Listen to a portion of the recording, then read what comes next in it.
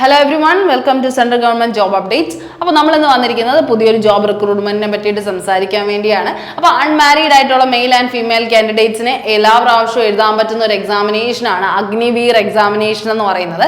അപ്പോൾ അതിന് വേണ്ടിയിട്ടുള്ള ഇൻടേക്ക് ഇപ്പോൾ വിളിച്ചിട്ടുണ്ട്. അഗ്നിവീർ വായു ഇൻടേക്ക് ആണ് ഇപ്പോൾ വിളിച്ചിട്ടുള്ളത് കേട്ടോ. അതായത് വായു എന്ന് പറയുമ്പോൾ എയർഫോഴ്സ് അക്കാഡമിയിലേക്കാണ് ഇപ്പോൾ നിങ്ങൾക്ക് എന്ത് ചെയ്യുന്നത്, എയർഫോഴ്സിലേക്കാണ് ജോയിൻ ചെയ്യാനുള്ള അവസരം വന്നിട്ടുള്ളത്. അഗ്നിവീർ വായു ആണ് ഇപ്പോൾ വിളിച്ചിട്ടുള്ളത്.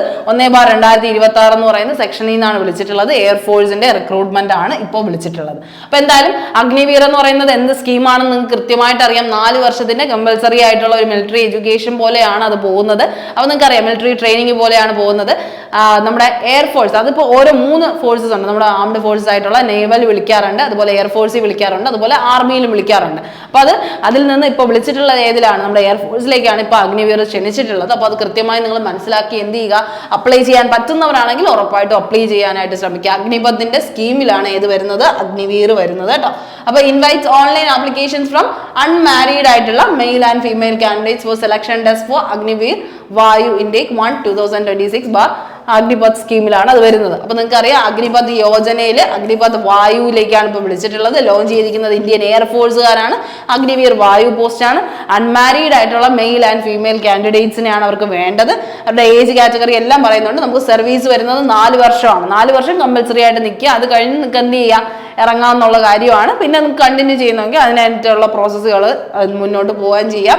പിന്നെ എന്താണ്, ഓൺലൈൻ മെത്തേഡ് ഓഫ് ആപ്ലിക്കേഷൻ ആണ് ചെയ്യേണ്ടത്. Training duration 10 weeks to 6 months എന്നുള്ള രീതിയാണ്. അതായത് നിങ്ങൾ 4 വർഷം ചെയ്തിട്ട് എന്താണ്, ഒരു 6 മാസമൊക്കെ നിങ്ങൾക്ക് എന്താണ് ട്രെയിനിങ് പീരീഡ് ആയിട്ടാണ് പറയുന്നത് കേട്ടോ. 6 മാസം വരെയുള്ള ട്രെയിനിങ് പീരീഡും പറയുന്നുണ്ട്. ഒഫീഷ്യൽ വെബ്സൈറ്റ് നിങ്ങൾക്ക് അറിയാം, അഗ്നിപഥ് വായു .sidec.in AV എന്ന് പറയുന്ന ഈ ഒരു വെബ്സൈറ്റിൽ കയറി കഴിഞ്ഞാൽ നിങ്ങൾക്ക് എന്ത് ചെയ്യാൻ പറ്റും, അവരുടെ നിങ്ങൾക്ക് കാൻഡിഡേറ്റ് ലോഗിനും കാര്യങ്ങളും എല്ലാം ചെയ്ത് നിങ്ങൾക്ക് എന്ത് ചെയ്യാൻ പറ്റും, ഇതിനു വേണ്ടി അപ്ലൈ ചെയ്യാനായിട്ട് പറ്റും. അപ്പൊ ഇതിന്റെ ഡീറ്റെയിൽസ് എന്താണെന്ന് നമുക്ക് നോക്കാം. Indian air force Agniveer important dates ശ്രദ്ധിക്കുക. സ്റ്റാർട്ടിംഗ് ഡേറ്റ് എന്ന് പറയുന്നത് ജനുവരി 7-നാണ്. ജനുവരി 7-ന് സ്റ്റാർട്ട് ചെയ്തിട്ടുണ്ട്. ലാസ്റ്റ് ഡേറ്റ് എന്ന് പറയുന്നത് ജനുവരി 27 വരെയാണ് നിങ്ങൾക്ക് അപ്ലൈ ചെയ്യാൻ പറ്റുന്ന ടൈം എന്ന് പറയുന്നത്. നിങ്ങൾക്ക് എല്ലാവർക്കും അറിയാം ഇതെന്താണ്, യുവ ആൾക്കാരാണ് എന്ന് വെച്ചാൽ ഏറ്റവും പ്രായം കുറഞ്ഞവർക്ക് ഏറ്റവും എന്ത് ചെയ്യാൻ പറ്റുന്ന ഈ ഒരു ആർമിയിലൊക്കെ ചേരാൻ താല്പര്യമുള്ളവർ, അല്ലെങ്കിൽ ഈ ഒരു ആംഡ് ഫോഴ്സസിൽ പോകണം, അല്ലെങ്കിൽ ഇങ്ങനത്തെ ഏറ്റവും കൺട്രിക്ക് വേണ്ടി സർവീസ് ചെയ്യണം എന്ന് ആഗ്രഹിക്കുന്നവരാണ് ഈ ഒരു പോസ്റ്റിലേക്ക് പോകുന്നത്. അത് കൃത്യമായി മനസ്സിലാക്കുക. അപ്പൊ അതിന് നിങ്ങൾക്ക് വേണ്ട കാര്യങ്ങളും ശ്രദ്ധിക്കുക. 7-ാം തീയതി ജനുവരി 7-നാണ് സ്റ്റാർട്ട് ചെയ്യുന്നത്. ജനുവരി 27 വരെ സമയമുണ്ട്. ഓൺലൈൻ എക്സാമിനേഷൻ ഡേറ്റും അവർ പ്രഖ്യാപിച്ചിട്ടുണ്ട്. മാർച്ച് 22, 2025 വരെയാണ് നിങ്ങൾക്ക് ടൈം എന്ന് പറയുന്നത്. മാർച്ച് 22, 2025 എന്ന് പറഞ്ഞാൽ പിന്നെ അഗ്നിവീർ എന്ന് പറയുന്ന ഒരു സ്കീം എന്ന് പറയുന്നത് 4 വർഷം നിങ്ങൾ ഈ പറഞ്ഞ് കഷ്ടപ്പെട്ടാൽ പോലും നിങ്ങൾക്ക് എന്ത് വരുന്നുണ്ട്, നല്ല രീതിയിലുള്ള ഇനി പിന്നെ വന്നിട്ട് നിങ്ങൾക്ക് എന്ത് ചെയ്യാൻ പറ്റും, അടുത്തടുത്ത ടെസ്റ്റുകൾ എഴുതുമ്പോൾ അതിനെന്താണ് നിങ്ങൾക്ക് ആ ഒരു മേജർ പോയിന്റ്സുകൾ, നിങ്ങളുടെ പോയിന്റ്സ് അഡീഷണലി ഉണ്ട്. പിന്നെന്താണ്, ഈ പറയുന്ന പോലെ ഒരുപാട് കാര്യങ്ങളിൽ നിങ്ങൾക്ക് എന്ത് ചെയ്യാൻ പറ്റും, മുന്നോട്ട് വരാൻ പറ്റും. നിങ്ങൾ കുറച്ചും കൂടെ പഠിച്ചു കഴിഞ്ഞാൽ നല്ല നല്ല ഡിപ്പാർട്ട്മെന്റ്സുകൾക്ക് നിങ്ങൾക്ക് ജോയിൻ ചെയ്യാൻ പറ്റും. അത് നിങ്ങൾക്ക് ഒരു പ്രത്യേക ഒരു നേട്ടം തന്നെയാണ്. അപ്പോൾ പോകാൻ പറ്റുന്നവരാണെങ്കിൽ ഉറപ്പായിട്ടും ഇത് എന്ത് ചെയ്യുക, അപ്ലൈ ചെയ്യാനായിട്ടുള്ള കാര്യങ്ങൾ ശ്രദ്ധിക്കുക. ഇതിന്റെ നേട്ടങ്ങളൊക്കെ പലരും പറഞ്ഞ് നിങ്ങൾ അറിഞ്ഞിട്ടും ഉണ്ടാവും. അഗ്നിവീർ പോലെയുള്ള ഈ പറയുന്ന സ്കീമിൽ എൻട്രി ചെയ്തിട്ട് ശരിക്കും പറഞ്ഞാൽ രാജ്യത്തിനെ സേവ് ചെയ്തിട്ട് നമ്മൾ എന്ത് ചെയ്യണം, സെർവ് ചെയ്തിട്ട് വരുന്ന ഒരു കാര്യമാണ്. അപ്പോൾ അത് കൃത്യമായിട്ട് നിങ്ങളും ഫോളോ ചെയ്യാൻ ആഗ്രഹിക്കുന്നവരാണെങ്കിൽ ഉറപ്പായിട്ടും അപ്ലൈ ചെയ്യുക കേട്ടോ. അപ്പോൾ ഫേസ് 1 എക്സാമിനേഷൻ വരുന്നത് മാർച്ച് 22, 2025 പഠിക്കാൻ പറ്റുന്നവർ അതിനുള്ളിൽ പഠിച്ച് കയറാനും ശ്രമിക്കുക. Phase 2 testing to be announced എന്നാണ് പറയുന്നത്. അപ്പോൾ ഫേസ് 1 മാത്രം നിങ്ങൾ ഇപ്പോൾ അറിയുക. അതായത് ഫേസ് 2 എന്ന് പറയുമ്പോൾ നമുക്ക് ഇനി ഫിസിക്കൽ ടെസ്റ്റ് ഉണ്ട്, മെഡിക്കൽ ടെസ്റ്റ് ഉണ്ട്, അതൊക്കെ പിന്നെ അറിയിക്കും കേട്ടോ. അപ്പോൾ റിട്ടേൺ എന്തായാലും മാർച്ചിലാണെന്ന കാര്യം ആലോചിക്കുക. പിന്നെ ഇനി എന്താണ് നമുക്ക് പിന്നെ എന്താണ് എല്ലാവർക്കും അപ്ലൈ ചെയ്യാൻ പറ്റാത്ത ഒരു മെയിൻ കാര്യം എന്ന് പറഞ്ഞാൽ ഇതാണ്, ഏജ് ആണ്. 17.5 വയസ്സ് തൊട്ട് 21 വയസ്സ് വരെ ഉള്ളവർക്ക് മാത്രമേ അപ്ലൈ ചെയ്യാൻ പറ്റുള്ളൂ. ഇവിടെ എന്താണ്, റിലാക്സേഷൻ മറ്റു കാര്യങ്ങളൊന്നുമില്ല. ഏറ്റവും ചെറിയ ആൾക്കാരെ മാത്രമേ അവർക്ക് ആവശ്യമുള്ളൂ. ഓക്കെ, ആ യങ് ബ്ലഡിനെയാണ് അവർക്ക് ആവശ്യം. അപ്പോൾ candidates must be born between 1 January 2005 and 1 July 2008. ഇതിനിടയ്ക്ക് ജനിച്ചവർക്കാണ് എന്താന്ന് പറയുന്നത് ഈ ചാൻസ് എന്ന് പറയുന്നത്. 2025 ജനുവരി 1-നും 2008 1 ജൂലൈക്കും ഇടയ്ക്ക് ജനിക്കുന്നവരാണ് എന്ത് ചെയ്യേണ്ടത്, ഇത് വേണ്ടി അപ്ലൈ ചെയ്യേണ്ടത്. അപ്പർ ഏജ് ലിമിറ്റ് 21 വയസ്സാണ്. കാൻഡിഡേറ്റ്സ് ക്ലിയർസ് ഓർ സിലക്ഷൻ എന്താണ് ഈ പറയുന്ന സ്റ്റേജസ് എല്ലാം ക്ലിയർ ചെയ്യണം. അതായത് ഈ ഒരു വർഷത്തിനകത്ത് നിങ്ങളുടെ ഏജ് എന്ന് പറയുന്നത് 17-നും 21-നും ഇടയ്ക്കായിരിക്കണം എന്നുള്ളൊരു കാര്യം എടുത്ത് പറയുന്നുണ്ട്. അപ്പൊ ആ ഡേറ്റും അവരിങ്ങനെ കൊടുത്തിട്ടുണ്ട് കേട്ടോ. 1 January 2005-നും 1 July 2008-നും ഇടയിലാണ് നിങ്ങളുടെ ഡേറ്റ് ഓഫ് ബർത്ത് എങ്കിൽ നിങ്ങൾക്ക് ഉറപ്പായിട്ടും അപ്ലൈ ചെയ്യാനായിട്ട് പറ്റും കേട്ടോ. അപ്പോൾ എഡ്യൂക്കേഷണൽ ക്വാളിഫിക്കേഷൻ നോക്കിക്കോളൂ. For science subjects aspirants must have passed 10th +2 with mathematics. എന്താണ് സയൻസ് സബ്ജക്റ്റുകാർ? നമുക്ക് മിനിമം സ്റ്റാൻഡേർഡ് എന്ന് പറയുന്നത് +2 ആണ് കേട്ടോ. 10 അല്ല, +2 ആണ് നമ്മുടെ ക്വാളിഫിക്കേഷൻ എന്ന് പറയുന്നത്. 17.5 വയസ്സാകുമ്പോൾ നിങ്ങൾക്ക് ശരിക്കും +2 കഴിയുന്ന ഒരു ടൈം ആണല്ലേ നിങ്ങൾ. ആ ഒരു കാര്യം ശ്രദ്ധിക്കുക. +2 ആണ് മിനിമം ക്വാളിഫിക്കേഷൻ ആയിട്ട് പറയുന്നത് കേട്ടോ. അവര് മിനിമം ക്വാളിഫിക്കേഷൻ പറയുന്നത് ഇതാണ്. അപ്പോൾ നമുക്ക് വരുന്നതെന്ന് പറഞ്ഞാൽ സയൻസ് സ്ട്രീമുകാരും അതുപോലെ തന്നെ ഈ സയൻസ് പഠിക്കാത്ത സ്ട്രീമുകാരും ഉണ്ട്. അവർക്ക് രണ്ടുപേർക്കും ഒരുപോലെ ചാൻസ് ഉള്ള സമയമാണ്. അപ്പോൾ അത് നിങ്ങൾ കൃത്യമായി ശ്രദ്ധിക്കുക. ഏതിനാണ് നമുക്ക് ഉള്ളതെന്ന് നോക്കാം. എഡ്യൂക്കേഷണൽ ക്വാളിഫിക്കേഷൻ വരികയാണെങ്കിൽ ഫോർ സയൻസ് സബ്ജക്റ്റ് ആണെങ്കിൽ നിങ്ങൾ 10+2 സമയത്ത് എന്തുണ്ടായിരിക്കണം? മാത്സും ഫിസിക്സും പഠിച്ചവരായിരിക്കണം. മാത്സ് ഫിസിക്സ് ആണ് സയൻസ് സ്ട്രീമുകാരാണ് നിങ്ങളെങ്കിൽ, അതായത് സയൻസ് ആണ് പഠിച്ചത്, +2 സയൻസ് ആയിരുന്നു നിങ്ങളുടെ സബ്ജക്റ്റ് എങ്കിൽ നിങ്ങൾ എന്ത് ചെയ്യുക? മാത്സും ഫിസിക്സും പഠിച്ചവരായിരിക്കണം. ഒപ്പം നിങ്ങൾക്ക് എന്താണ് അതിന് 50% മാർക്കാണ് വേണ്ടത് കേട്ടോ. 50% മാർക്കാണ് വേണ്ടത്. ഒപ്പം ഇംഗ്ലീഷിൽ നിങ്ങൾക്ക് എത്ര മാർക്ക് വേണം? 50% മാർക്ക് വേണം. അപ്പം മാത്സ് ഫിസിക്സ് ഇംഗ്ലീഷിന് 50% മാർക്ക് നിങ്ങൾക്ക് +1 +2 ഉണ്ടെങ്കിൽ നിങ്ങൾക്ക് ഉറപ്പായിട്ടും അപ്ലൈ ചെയ്യാൻ പറ്റും കേട്ടോ. അതാണ് പറയുന്നത്. ഇനി അടുത്ത് 3 year 50% English. Okay, 3 year engineering diploma വിത്ത് 50% മാർക്സ് ഉള്ളവർക്ക് അപ്ലൈ ചെയ്യാം. എന്നുള്ളൊരു കാര്യമാണ് കേട്ടോ. ഒന്നി എന്തായിരിക്കണം? 10+2 നിങ്ങൾ സയൻസ് എടുത്തവരായിരിക്കണം. ഇത്ര സബ്ജക്റ്റുകൾക്ക് 50% മാർക്ക് ഉള്ളവരായിരിക്കണം. അല്ലെങ്കിൽ നിങ്ങൾക്ക് 3 വർഷത്തിന്റെ എഞ്ചിനീയറിംഗ് ഡിപ്ലോമ ഉള്ളവരായിരിക്കണം. അതിനും എന്താണ് 50% ഇംഗ്ലീഷ് മാർക്ക് അല്ലെങ്കിൽ 50% മാർക്ക് ആയിരിക്കണം അവർക്ക് നിങ്ങൾക്ക് എല്ലാവർക്കും ഉള്ളത്. അത് കഴിഞ്ഞ് എന്താണ് നമ്മുടെ ഒക്കേഷണൽ കോഴ്സ് ആണ് പഠിച്ചവരെങ്കിൽ, vocational course with physics and mathematics ആണ് പഠിച്ചവരെങ്കിൽ അവർക്കും അപ്ലൈ ചെയ്യാന്നാണ് പറയുന്നത്. ഒക്കേഷണൽ കോഴ്സിൽ ഒക്കേഷണൽ ഹയർ സെക്കൻഡറിയിലും പഠിച്ചവർക്ക് ഫിസിക്സും മാത്സും ഇൻക്ലൂഡ് ചെയ്തിട്ടുണ്ടെങ്കിൽ അവർക്ക് എന്ത് ചെയ്യാം? അപ്ലൈ ചെയ്യാം. 50% മാർക്ക് നിങ്ങൾക്ക് എന്തിനും മതി? ഫിസിക്സും മാത്തമാറ്റിക്സിൽ ഉണ്ടായിരുന്നാൽ മതി.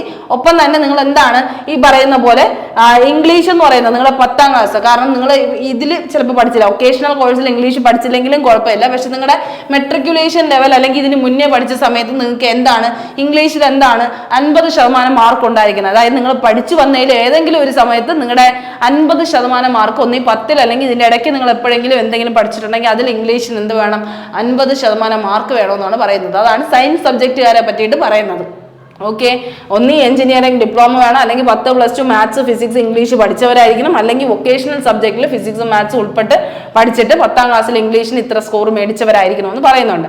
ഇനി അടുത്ത് മനസ്സിലാക്കേണ്ട for other than science subject, science subject അല്ലാത്തവരാണ്, അല്ലെങ്കിൽ കൊമേഴ്സോ ഹ്യൂമാനിറ്റീസോ അങ്ങനെ എന്തെങ്കിലും ആണ് പഠിച്ചവരെങ്കിൽ നിങ്ങൾ മനസ്സിലാക്കുക 10+2 നിങ്ങൾ എന്താണ് 50% മാർക്കിൽ ജയിച്ചവരായിരുന്നാൽ മതി. പ്ലസ് എന്താണ് 50% ഇംഗ്ലീഷിലുണ്ടായിരിക്കണം. ഇത് സയൻസ് സബ്ജക്റ്റ് ഉള്ളവർക്ക് പ്രത്യേക കാൻഡിഡേറ്റ് സെലക്ഷനും അതുപോലെ തന്നെ സയൻസ് സബ്ജക്റ്റ് അല്ലാത്തവർക്ക് പ്രത്യേക കാൻഡിഡേറ്റ് സെലക്ഷനും ഉണ്ടാവും. അപ്പോൾ അതിൽ സയൻസ് സബ്ജക്റ്റ് ഉള്ളവർക്കുള്ള ഇത് കാര്യമാണ് ഇവിടെ പറഞ്ഞിരിക്കുന്നത്. അല്ലാണ്ട് നമ്മുടെ സയൻസ് അല്ലാത്തവരാണെങ്കിൽ നിങ്ങൾ 10+2 എന്തുണ്ടായിരുന്നാൽ മതി? 50% കൂടുതൽ മാർക്കും വേണം. 50% മാർക്ക് ഏതിലും വേണം? ഇംഗ്ലീഷിലും വേണം കേട്ടോ. 50% ഉണ്ടായിരുന്നാൽ മതി. ഓക്കെ, രണ്ടുപേർക്കും അപ്ലൈ ചെയ്യാം കേട്ടോ. സയൻസ് മാത്രമല്ല, എല്ലാവർക്കും അപ്ലൈ ചെയ്യാം. ഇനി അടുത്ത് നമുക്ക് വരുന്ന ഫസ്റ്റ് സ്റ്റേജ് ഇതാണ്. സയൻസ് നമ്മുടെ റിട്ടൺ എക്സാമിനേഷൻ ഉണ്ട്. അതിന് 2 പേർക്ക് 2 ലെവൽ ഓഫ് എക്സാമിനേഷൻ ആയിരിക്കും നടക്കുന്നത്. സയൻസ് സബ്ജക്റ്റുകാർക്കും അതർ ദാൻ സയൻസ് സബ്ജക്റ്റുകാർക്കും 2 ലെവൽ ഓഫ് എക്സാമിനാണ് നടക്കുന്നത്. അത് കഴിഞ്ഞിട്ട് വരുന്ന മെയിൻ എക്സാം ആണ് എന്തെന്ന് പറയുന്നത്? Physical efficiency test. അപ്പൊ ഇതൊക്കെ നിങ്ങൾക്ക് പാസ്സാവും എന്ന് ഉറപ്പുള്ളവരാണെങ്കിൽ ഉറപ്പായിട്ട് റിട്ടൺ എക്സാം എഴുതി കയറുക കേട്ടോ. അപ്പോൾ നമ്മുടെ short listed candidates online test ചെയ്തിട്ട് ഷോർട്ട് ലിസ്റ്റ് ആയ കാൻഡിഡേറ്റ്സിനെ എന്ത് ചെയ്യും? അവർ നേരെ ഫിസിക്കൽ എക്സാമിനേഷൻ ആണ് ഫസ്റ്റ് കയറ്റുന്നത്. ഫസ്റ്റ് എക്സാമിനേഷൻ ഫിസിക്കലാണ്. അതിനെന്താണ് 1.6 കിലോമീറ്റേഴ്സ് എത്ര മിനിറ്റിലാണ് മെയിൽ കാൻഡിഡേറ്റ്സ്? 7 മിനിറ്റ്സിലാണ് മെയിൽ കാൻഡിഡേറ്റ്സ് ഓടിയെടുക്കേണ്ടത് കേട്ടോ. അപ്പൊ 7 മിനിറ്റ്സിലെ ആണുങ്ങൾക്കും 1.6 കിലോമീറ്റർ 1600 മീറ്റർ 7 മിനിറ്റ്സിലും ഫീമെയിൽ കാൻഡിഡേറ്റ്സിനാണെങ്കിൽ 8 മിനിറ്റിലുമാണ്. 8 മിനിറ്റിൽ 1.6 കിലോമീറ്റർ ആരും ചെയ്യണം? ഫീമെയിൽ കാൻഡിഡേറ്റ്സും ചെയ്യണം. അപ്പൊ അതാണ് വരുന്നത് കേട്ടോ. അപ്പൊ അത് കൃത്യമായി ശ്രദ്ധിക്കുക. ഇനി അടുത്ത് നമ്മുടെ മെയിൽ കാൻഡിഡേറ്റ്സിന് എന്താണ് അല്ലാത്ത ഈ നമ്മുടെ ഫിസിക്കൽ ഫിറ്റ്നസ് ടെസ്റ്റിൽ തന്നെ ഫസ്റ്റ് സ്റ്റേജ് ആണ് ഏതെന്ന് പറയുന്നത് ഈ പറയുന്ന എന്താണ് 7 മിനിറ്റ്സിൽ 1.6 കിലോമീറ്റർ, ഫീമെയിൽസിനാണെങ്കിൽ 8 മിനിറ്റ്സും പറയുന്നത്. ഇനി രണ്ടാമത്തെ ടെസ്റ്റ് ആണ് മെയിൽ കാൻഡിഡേറ്റ്സിനുള്ളത് 10 പുഷപ്പ് 1 മിനിറ്റിൽ, 10 സിറ്റപ്പ് 1 മിനിറ്റിൽ, 20 സ്ക്വാട്ട് 1 മിനിറ്റിൽ. ഈ 3 കണ്ടീഷൻ കൂടെ ഉണ്ട്. 10 സിറ്റപ്പ്, 10 പുഷപ്പ്, 20 സ്ക്വാട്ട്. ഓക്കെ, അതെല്ലാം 1 മിനിറ്റ് പീരീഡിൽ നിങ്ങൾ എന്ത് ചെയ്യണം without break on completion of run. ആ ഒരു test will be conduct after 10 minutes break on completion. ഈ ഒരു ഓടിക്കഴിഞ്ഞതിന് ശേഷം ഉടനെ വന്നിട്ടാണ് നിങ്ങളുടെ ഈ 10 മിനിറ്റിൽ ചെയ്യാൻ പറയുന്നത് കേട്ടോ. 10 മിനിറ്റ് ബ്രേക്ക് തന്നിട്ട് ഇത് ചെയ്യാൻ പറയും.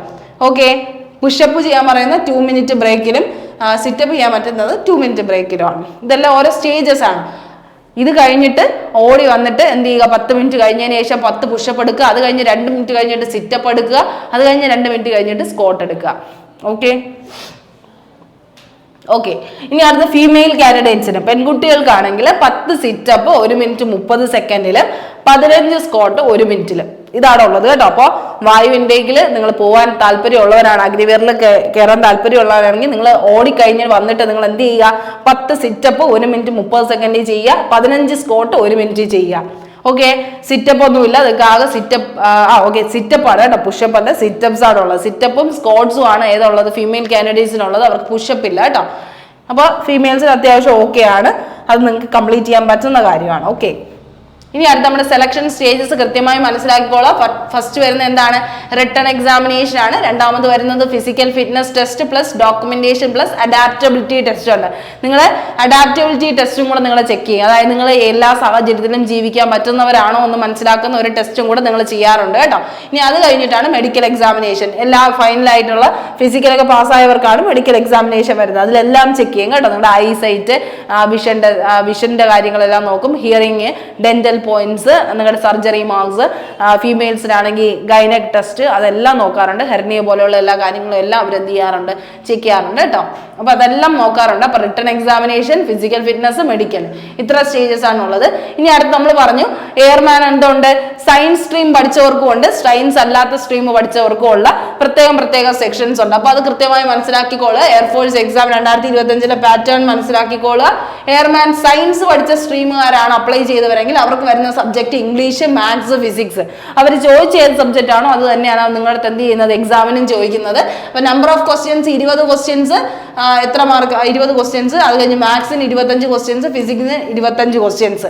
ഓക്കെ എല്ലാം 70 ക്വസ്റ്റ്യൻസ് 70 മാർക്കിൽ തന്നെയാണ്. ഇൻറ്റു 1 മാർക്കാണ്. ഒരു മാർക്കും 1/4 ആണ് നെഗറ്റീവ്. 4 ക്വസ്റ്റ്യൻ തെറ്റിയാൽ 1 മാർക്ക് പോകുമെന്നുള്ള രീതിയിലാണ് നെഗറ്റീവ് വരുന്നത്. അപ്പൊ സയൻസ് സ്ട്രീം ആണെങ്കിൽ നിങ്ങളുടെ അടുത്ത് ഇംഗ്ലീഷ്, മാത്സ്, ഫിസിക്സ് ചോദിക്കും. 70 ക്വസ്റ്റ്യൻസ് 70 മാർക്കിന് എത്ര മണിക്കൂർ, 1 മണിക്കൂർ, 1 അവർ ടൈമാണ് നിങ്ങളുടെ മുന്നിലുള്ളത്. ഇനി അടുത്ത airman other than science, commerce, humanities പഠിച്ചവരാണെങ്കിൽ അവർക്ക് വരുന്ന ക്വസ്റ്റ്യൻസ് എന്ന് പറയുന്നത് ഒന്നെന്താണ്, reasoning and general awareness. Reasoning and general awareness, റീസണിങ്ങും GK ആണ് ഉള്ളത്. അത് എത്ര മാർക്ക്, 30 മാർക്കിനും. അത് കഴിഞ്ഞ് ഇംഗ്ലീഷ് എത്ര മാർക്കിന്, 20 മാർക്കിനും. അങ്ങനെ ടോട്ടൽ 50 ക്വസ്റ്റ്യൻസ് ആണ് എയർമാൻ അതർ ദാൻ സയൻസിനോട് ചോദിക്കുന്നത്. 45 മിനിറ്റ് ആണ് നിങ്ങൾക്ക് ടൈം വരുന്നത്. 3/4 മണിക്കൂറാണ് കേട്ടോ, 3/4 മണിക്കൂറാണ് വരുന്നത്. ഓക്കെ അവർക്ക് 1 മണിക്കൂറുണ്ട്, കാരണം അവർക്ക് 70 ക്വസ്റ്റ്യൻ ഉണ്ട്. അതേസമയം സയൻസ് അല്ലാത്തവർക്ക് 50 ക്വസ്റ്റ്യൻസ് ആണുള്ളത്. 50 മാർക്കാണ്, 45 മിനിറ്റ് ആണ് നിങ്ങളുടെ മുന്നിൽ ഉള്ളത്. ഓക്കെ ഇനി airman science and other than science പഠിച്ചവർക്കാണെങ്കിൽ എന്താണ്, രണ്ടും പഠിച്ചിട്ടുള്ളവരാണെങ്കിൽ, അതായത് വൊക്കേഷണലോ അല്ലെങ്കിൽ ബിടെക്കോ കംപ്ലീറ്റ് ചെയ്തവരാണെങ്കിൽ അവർ ശ്രദ്ധിക്കേണ്ടത്, നിങ്ങൾക്ക് എന്ത് ചോദിക്കും, മാത്സ് ചോദിക്കും, ഇംഗ്ലീഷ് ചോദിക്കും, റീസണിങ് ആൻഡ് ജനറൽ അവയർനെസ് ചോദിക്കും, ഫിസിക്സ് ചോദിക്കും. ഓക്കെ ആണോ? അത് രണ്ടും ഉള്ളവർക്കാണെങ്കിൽ ഇങ്ങനെ ചോദിക്കൂ എന്നാണ് പറയുന്നത്. 25 മാർക്ക്, 25 ക്വസ്റ്റ്യൻസ്, 20 ക്വസ്റ്റ്യൻസ്, റീസണിങ്ങിന് 30 ക്വസ്റ്റ്യൻസ്, ഫിസിക്സിന് 25 ക്വസ്റ്റ്യൻസ്, അങ്ങനെ ചോദിക്കൂ എന്നാണ് പറയുന്നത്. Airman science and other than സയൻസിനുള്ള ടോട്ടൽ ക്വസ്റ്റ്യൻസ് ആണ് ഈ പറയുന്നത് കേട്ടോ. അത് 85 ക്വസ്റ്റ്യൻസ് 100 മാർക്കിനാണ്. ഓക്കെ 100 ക്വസ്റ്റ്യൻസ് 100 മാർക്കിനാണ്. 85 മിനിറ്റ് ആണുള്ളത് കേട്ടോ. 85 മിനിറ്റ് ആണ് അവിടെ വരുന്നത്. ഓക്കെ അപ്പൊ അത് ശ്രദ്ധിക്കുക കേട്ടോ. അതിങ്ങനെ തന്നെയാണ് വന്നത് കേട്ടോ. നിങ്ങൾക്ക് നോട്ടിഫിക്കേഷൻ എടുത്ത് നോക്കുമ്പോഴും അറിയാം, സയൻസ് സബ്ജക്റ്റുകാർക്ക് അതർ ദാൻ സയൻസും plus science and other than സയൻസിനും ഉള്ളവർക്കും ഇങ്ങനെയാണ് പാറ്റേൺ പറഞ്ഞിരിക്കുന്നത്. അപ്പോൾ ജസ്റ്റ് നിങ്ങൾക്ക് നോക്കണമെങ്കിൽ നിങ്ങളുടെ നോട്ടിഫിക്കേഷൻ നമ്മൾ പ്രൊവൈഡ് ചെയ്തിരിക്കുക, അതിൽ കയറി ചെക്ക് ചെയ്താൽ മതി കേട്ടോ. അപ്പോൾ അതൊന്ന് ശ്രദ്ധിക്കുക. ഓക്കെ ഈ മെഡിക്കൽ സ്റ്റാൻഡേർഡ്സ് എന്തൊക്കെയാണ് മെഡിക്കൽ സ്റ്റാൻഡേർഡ്സ് വരുന്നത്? അതായത് നമ്മൾ പറഞ്ഞു റിട്ടൺ എക്സാമിനേഷനിൽ സയൻസ് സബ്ജക്റ്റുകാർക്കും കൊമേഴ്സ് അല്ലെങ്കിൽ ഹ്യൂമാനിറ്റീസ് പഠിച്ചവർക്കും ഉള്ളതും എല്ലാം പറഞ്ഞിട്ടുണ്ട്. ഇനി അടുത്ത മെഡിക്കൽ സ്റ്റാൻഡേർഡ്സ് എന്തൊക്കെയാണ് വരുന്നതെന്ന് ചോദിച്ചാൽ ഹൈറ്റ് മിനിമം എത്രയാണ്? ഹൈറ്റ് എന്ന് പറയുന്നത് 152 ആയിരിക്കണം എന്നാണ് പറയുന്നത്. റിലാക്സേഷൻ ഒന്നുമില്ല. 152 for both male and female candidates ആണ് പറയുന്നത്. ചെസ്റ്റും പറയുന്നുണ്ട്. മെയിൽ കാൻഡിഡേറ്റ്സിന് must have a chest circumference of at least 77 centimetre with 5 centimetre expansion. 77 centimetre വേണം, 5 സെന്റിമീറ്റർ എക്സ്പാൻഷൻ ചെയ്യാനും വേണം. ഫീമെയിൽസിനും ഉണ്ട് കേട്ടോ. ചെസ്റ്റ് എക്സ്പാൻഷൻ 5 സെന്റിമീറ്റർ ആണ്. അതായത് സൈഡ് സർക്കംഫറൻസ് നോക്കുമ്പോൾ നിങ്ങൾക്ക് 5 സെന്റിമീറ്റർ എന്ത് ചെയ്യണം, എക്സ്പാൻഡ് ചെയ്യാനായിട്ട് കാണിക്കണം. ഓക്കെ ആ ഒരു രീതിയിലാണ് പറയുന്നത്. ഓക്കെ അപ്പൊ ഹൈറ്റ് എന്ന് പറയുന്നത് 152 മെയിൽ ആൻഡ് ഫീമെയിലിന്. ചെസ്റ്റ് മെയിലിന് എന്ന് പറയുന്നത് 5 സെന്റിമീറ്റർ എക്സ്പാൻഡ് ചെയ്യണം, 77 സെന്റിമീറ്റർ വരെ വേണം. ഇവർക്ക് 5 സെന്റിമീറ്റർ എക്സ്പാൻഡ് ചെയ്യണം ഫീമെയിൽ കാൻഡിഡേറ്റ്സിനാണെങ്കിൽ. ഹിയറിംഗ് എന്താണ്? നോർമൽ ഹിയറിംഗ് എബിലിറ്റി ഉണ്ടായിരിക്കണം. വിഷൻ 6/6 to 6/12 എന്നുള്ള രീതിയിലാണ് കറക്ഷൻ പറയുന്നത്. 6/6 ആണ് മെയിൻലി പറയുന്നത്. 6/12 വരെയുള്ളവരെ അക്സെപ്റ്റ് ചെയ്യുമെന്ന് പറയുന്നുണ്ട്. ഇനി അടുത്ത ഡെന്റൽ പോയിന്റ്സ് നിങ്ങൾക്ക് എന്താണ്? മിനിമം 14 ഡെന്റൽ പോയിന്റ്സ് ഉണ്ടായിരിക്കുന്നത്. അത് നിങ്ങൾ അടുത്തുള്ള ഹോസ്പിറ്റലിൽ പോയിട്ട് കാണിക്കുമ്പോൾ നിങ്ങൾക്ക് അറിയാം 14 ഡെന്റൽ പോയിന്റ്സ് ഉണ്ടോ എന്ന് നിങ്ങളുടെ അടുത്ത് അതായത് പല്ലിന്റെ കാര്യമാണ് ചോദിക്കുന്നത്. പോയിന്റ്സ് അത്രയും ഉണ്ടോ എന്ന് നോക്കും. അത് കഴിഞ്ഞ് ഫീമെയിൽസിനാണെങ്കിൽ ultra sonography of lower abdomen and pelvis ചെയ്യും കേട്ടോ. അതായത് നിങ്ങൾ എന്താണ് നിങ്ങളുടെ ഹെർണിയ പോലെയുള്ള സിസ്റ്റ് പോലെയുള്ള കാര്യങ്ങളൊക്കെ അവർ ടെസ്റ്റ് ചെയ്യാറുണ്ട്. അതായത് ഹെർണിയ പോലെ എന്തെങ്കിലും ഉണ്ടെങ്കിൽ അവരെ അപ്പോൾ തന്നെ എലിമിനേറ്റ് ചെയ്യും. അങ്ങനത്തെ കാര്യങ്ങളൊന്നും പാടില്ല എന്നുള്ളൊരു കാര്യം എടുത്ത് പറയുന്നുണ്ട്. അപ്പോൾ അങ്ങനത്തെ എന്തെങ്കിലും പ്രോബ്ലംസ് ഉണ്ടെങ്കിൽ അവരെന്ത് ചെയ്യും? അത് ചെക്ക് ചെയ്ത് നോക്കാൻ വേണ്ടിയിട്ടാണ് ചോദിക്കുന്നത് കേട്ടോ, ഫീമെയിൽ കാൻഡിഡേറ്റ്സിന്റെ കാര്യം. അത് കഴിഞ്ഞിട്ട് ഈ പ്രഗ്നൻസിയുടെ കാര്യം എല്ലാം അവരും ചെക്ക് ചെയ്യാറുണ്ട്. അവർ പ്രഗ്നന്റ് ആണോ എന്നും അതുപോലെ തന്നെ അൺമാരീഡ് ആണോ എന്നും എല്ലാ കാര്യം എല്ലാം അവർ നോക്കിയിട്ടേ അവരെന്ത് ചെയ്യത്തുള്ളൂ, എടുക്കാറുള്ളൂ. അതുപോലെ ബോഡി ടാറ്റൂസ് ആണെങ്കിൽ permanent tattoos are not permitted ആണ്. ടാറ്റൂസ് പെർമിറ്റഡ് അല്ല. ബട്ട് ടാറ്റൂസ് ഉണ്ട് ഈ ഇന്നർ ഫോർ ആംസോ അല്ലെങ്കിൽ അകത്ത് നമ്മുടെ കാണാൻ പറ്റാത്ത പാർട്സിലൊക്കെ നമ്മൾ ഇന്നർ ഫോർ ആംസിലോ എല്ലാം ചെയ്തിട്ടുണ്ടെങ്കിൽ, അല്ലെങ്കിൽ സ്പെസിഫിക് ട്രൈബൽ ടാറ്റൂസ് ഉണ്ട്, നമ്മൾ എന്തെങ്കിലും റിലീജിയസ് ആസ്പെക്റ്റിൽ കുത്തുന്ന രീതിയിലുള്ള എന്തെങ്കിലും ടാറ്റൂസ് ഉണ്ടെങ്കിൽ അവരെന്ത് ചെയ്യുമ്പോൾ അക്സെപ്റ്റഡ് ആണ്. പക്ഷെ നേരെ കാണുന്ന സ്ഥലങ്ങൾക്കൊന്നും എന്ത് ചെയ്യാൻ പാടില്ല, ടാറ്റൂസ് അലൗഡ് അല്ല കേട്ടോ. അപ്പോൾ അത് ശ്രദ്ധിക്കുക. ഇനി അടുത്ത സാലറിയുടെ കാര്യം നിങ്ങൾ ശ്രദ്ധിക്കുക. 4 വർഷത്തിന്റെ ബെനിഫിറ്റ്സ് ആണ് നമുക്ക് വരുന്നത്. 4 വർഷമാണ് നമ്മൾ എന്ത് ചെയ്യുന്നത്, ഈ ഒരു ഇതിന് വേണ്ടിയിട്ട് പോവേണ്ടത് നമ്മൾ. അപ്പം 4 വർഷം നമുക്ക് അത്യാവശ്യം കഷ്ടപ്പാട് തന്നെയാണ്. നമുക്ക് വീട്ടിലൊന്നും വലിയ ഒരുപാട് ടൈമൊന്നും വരാൻ പറ്റില്ല. ആ ഒരു കൃത്യമായ ടൈം നമ്മൾ അവിടെ തന്നെ എന്ത് ചെയ്യണം, സ്പെൻഡ് ചെയ്യണം. നമ്മൾ ട്രെയിനിങ് അക്സെപ്റ്റ് ചെയ്യണം. നമ്മൾ എല്ലാ കാര്യങ്ങളും ചെയ്യണം. അവർ പറയുന്ന എല്ലാ കാര്യങ്ങളും ഒരു സുപ്പീരിയർ എന്നുള്ള രീതി, നമ്മളൊരു എന്താണ് സബോർഡിനേറ്റ് എന്നുള്ള രീതിയിൽ തന്നെ കേട്ടിട്ട് അവരുടെ സുപ്പീരിയർ എല്ലാ കാര്യങ്ങളും നമ്മൾ എന്ത് ചെയ്യണം, ചെയ്ത് കൊടുക്കണം. ആ ഒരു രീതിയിൽ തന്നെയാണ് പോകുന്നതൊക്കെ. അപ്പോൾ റിസ്കിയാണ്. ബട്ട് നിങ്ങൾക്ക് ഇഷ്ടമുള്ളവരാണെങ്കിൽ ഉറപ്പായിട്ടും എന്ത് ചെയ്യുക, ഈ ഒരു 4 വർഷത്തിന്റെ കാര്യം കഴിഞ്ഞു കഴിഞ്ഞാൽ നിങ്ങളുടെ കയ്യിൽ വരുന്ന എമൗണ്ട് ശ്രദ്ധിക്കുക. ഫസ്റ്റ് ഇയർ എന്ന് പറയുന്നത് 30,000 ആണ് നിങ്ങളുടെ പാക്കേജ്. മന്ത്ലി സാലറി എന്ന് പറയുന്നത് ഒരു 21,000 ഒക്കെ നിങ്ങളുടെ ഇൻ ഹാൻഡ് സാലറി കിട്ടും. ബാക്കിയൊക്കെ നിങ്ങളുടെ ഈ പറയുന്ന പോലെ ഓരോ ഫണ്ടിന് വേണ്ടിയിട്ടൊക്കെ ചിലവാക്കുന്ന കാര്യമാണ്. ഇനി അടുത്ത് എന്താണ്, സെക്കൻഡ് ഇയറിന് 33,000 ആവും, തേർഡ് ഇയർ ആകുമ്പോൾ 36,000, 4ാമത്തെ വർഷം 40,000. ആ ഒരു രീതിയിൽ തന്നെ നല്ല എമൗണ്ട് ഓഫ് സാലറി നിങ്ങൾ മേടിച്ചിട്ട് തന്നെയാണ് ഇറങ്ങുന്നത്. ടോട്ടൽ കോൺട്രിബ്യൂഷൻ എന്ന് പറയുന്നത് ഏകദേശം നിങ്ങൾ ഓൾ ഫിഗേഴ്സ് നോക്കിക്കഴിഞ്ഞാൽ 5 ലക്ഷം പുറത്ത് നിങ്ങൾക്ക് എന്ത് ചെയ്യും, നിങ്ങളുടെ ഫണ്ട് വരും. എക്സിറ്റ് ആഫ്റ്റർ 4 ഇയേഴ്സ് ആണെങ്കിൽ അപ്രോക്സിമേറ്റ്ലി 10 lakhs ആർ സേവാനിധി പാക്കേജിലൂടെ നിങ്ങൾക്ക് വരും. ബാക്കി നിങ്ങൾക്ക് എന്താണ്, ഇൻഷുറൻസ് പോലെയുള്ള ഇത് പോകുന്നതാണ്. എന്തായാലും 5 ലക്ഷം അടുപ്പിച്ച് നിങ്ങളുടെ സാലറി ആയിട്ട് തന്നെ വരുമെന്നുള്ളൊരു കാര്യമാണ് പറയുന്നത് കേട്ടോ. ആ കാര്യം ശ്രദ്ധിക്കുക. അപ്പം അത്രയും ഒരു എമൗണ്ട് നിങ്ങളുടെ കയ്യിൽ ഉണ്ടാവും എന്നുള്ളൊരു കാര്യമൊക്കെ. പിന്നെ എന്താണ് ബാക്കി നിങ്ങളുടെ ഓരോ കാര്യങ്ങൾക്ക് ഇപ്പോൾ ഈവൻ എല്ലാ കാര്യങ്ങളും നിങ്ങൾക്ക് അറിയാമല്ലോ. ഈ ഒരു എവിടെയാണോ ട്രെയിനിങ് നടക്കുന്നത് ആ സെന്ററിൽ തന്നെ എല്ലാ അവൈലബിലിറ്റി, എല്ലാ ഫെസിലിറ്റീസും നിങ്ങൾക്ക് അവൈലബിൾ ആണ്. ഹോസ്പിറ്റലിൻ്റെ ആയാലും തിയേറ്റർ ഫെസിലിറ്റീസ് ആണെങ്കിലും മോൾ ഫെസിലിറ്റീസ് ആയാലും എല്ലാം, ഫുഡിൻ്റെ കാര്യങ്ങളായാലും എല്ലാം അവർ തന്നെയാണ് ചെയ്യുന്നത്. അപ്പോൾ എല്ലാ രീതിക്കും നിങ്ങൾക്ക് എന്താണ് സേഫാണ് നിങ്ങൾ അവിടെ. പിന്നെ ട്രെയിനിങ്ങിൻ്റെ കാര്യങ്ങളും പറ്റും. എന്താണ് കുറച്ചൊന്നും എന്താണ് റിസ്കി ആണെന്നുള്ള ഒരു കാര്യമാണ് പറയുന്നത്. അപ്പം നിങ്ങൾ അപ്ലൈ ചെയ്യാൻ താല്പര്യമുള്ളവരാണെങ്കിൽ ഉറപ്പായിട്ടും എന്ത് ചെയ്യുക, എക്സാമിനേഷൻ ഫീസ് എന്ന് പറയുന്നത് 550 ആണ്. എല്ലാ പേർക്കും സെയിം ആണ്. ഫീമെയിൽസിനാണ് മെയിൽ ആണെങ്കിലും എല്ലാവർക്കും സെയിം ആണ്. മോഡ് ഓഫ് പേയ്മെന്റ് ഓൺലൈൻ ആണ്. അപ്പം നിങ്ങൾ ചെയ്യേണ്ട കാര്യം എന്ന് പറഞ്ഞു കഴിഞ്ഞാൽ 550 രൂപയാണ് അടയ്ക്കേണ്ടത്. ഇന്ത്യൻ എയർഫോഴ്സിന്റെ അഗ്നിവീർ സൈറ്റ് ഉണ്ട്, അഗ്നിപത് വായു സിഡാക് എന്ന് പറയുന്ന ആ ഒരു സൈറ്റിൽ കയറി കഴിഞ്ഞാൽ നിങ്ങളുടെ അപ്ലൈ ഓൺലൈൻ ലിങ്ക് അവിടെ കാണും. റിക്രൂട്ട്മെന്റ്സ് എന്ന് പറഞ്ഞുള്ള ഒരു സൈറ്റ്, അല്ലെങ്കിൽ നിങ്ങളുടെ പുതിയ ഓപ്പണിങ്സ്, ന്യൂ ഓപ്പണിങ്സ് എന്നൊക്കെ പറഞ്ഞിട്ട് അവിടെ കൊടുത്തിരിക്കും. അതിൽ തന്നെ അപ്ലൈ ഓൺലൈൻ എന്ന് ഫസ്റ്റ് ഇത് തന്നെ ഇങ്ങനെ എഴുതി കാണിച്ചുകൊണ്ടിരിക്കുന്നത് തന്നെ, ഇങ്ങനെ ഇങ്ങനെ സ്ക്രോളായി പോയിക്കൊണ്ടിരിക്കുന്നത് തന്നെ ശരിക്കും പറഞ്ഞാൽ ഈ പറയുന്ന ഇൻടേക്കാണ്, വായു ഇൻടേക്കാണ്, അഗ്നിവീർ വായു ആണ്, അതിൻ്റെ ഇൻടേക്കാണ് കാണിക്കുന്നത്. അപ്പോൾ അപ്ലൈ ഓൺലൈൻ കൊടുക്കുക, നിങ്ങളുടെ ഡീറ്റെയിൽസ് എല്ലാം ഫില്ല് ചെയ്യുക, ലോഗിൻ ID കൊടുത്ത് ചെയ്ത് കയറുക, personal education and other details എല്ലാം വയ്ക്കുക. നെസസറി ഡോക്യുമെന്റ്സ്, അവർ പറയുന്ന ഡോക്യുമെന്റ്സും ഫോട്ടോഗ്രാഫും സിഗ്നേച്ചറും എല്ലാം കൃത്യമായ സൈസിൽ തന്നെ അപ്ലോഡ് ചെയ്യുക. അത് കഴിഞ്ഞിട്ട് ആപ്ലിക്കേഷൻ ഫീസ് ഓൺലൈനായിട്ട് അടയ്ക്കുക, സബ്മിറ്റ് ചെയ്യുക. എന്നിട്ട് എന്ത് ചെയ്യുക, ആ പ്രിന്റ് ഔട്ട് എടുത്ത് ഫ്യൂച്ചർ റെഫറൻസിന് വേണ്ടി എടുത്ത് വയ്ക്കുക.